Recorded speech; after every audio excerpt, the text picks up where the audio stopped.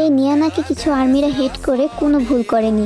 জানা গেছে Spotify stream set ইভেন্টে কিছু ইনফ্লুয়েন্সারদের ইনভাইট করা হয়, যেখানে নিয়ানাও ছিল। সাধারণ নিয়ম অনুযায়ী এই ইভেন্টে যারা বিটিএসদের গানগুলো বেশি স্ট্রিমিং করে, মানে টপ লিসেনার, তাদের ইনভাইট করা হয়। কিন্তু স্পটিফাই তা না করে অনেক ইনফ্লুয়েন্সারদের ভিআইপি অ্যাক্সেস দিয়েছে, অথচ আর্মিরা সেখানে টিকিট কেটেও ঢোকার সুযোগ পায় নাই। আর নিয়ানা সেখানে যেতে পেরেছে কারণ তাকে জেকে আর জিহোপ টিকটকে ফলো করেছে বলে। তাই সে টুইটারে বলেছে, some of us need to touch grass every once in a while. তিনি আর্মিদের উদ্দেশ্যে এই কথাটি বলেছে, টাচ গ্রাস। এই কথাটার মানে হলো বাইরে গিয়ে গ্রাস ধরো বা বাস্তব দুনিয়ায় ফেরো, ইন্টারনেটে পড়ে থেকো না।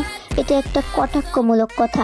তিনি নিজেকে বিশেষ কিছু ভাবছেন কারণ তাকে জেকে আর জিহোপ ফলো করেছে বলে। এসব ইনফ্লুয়েন্সাররা কখনো আর্মি হয় না, এরা হচ্ছে সুবিধাবাদী। এদের মতো এমজিরা বিটিএসদের অ্যাটেনশন পাওয়ার জন্য সং ইউজ করে ভিডিও বানায় ভিউ কামাতে।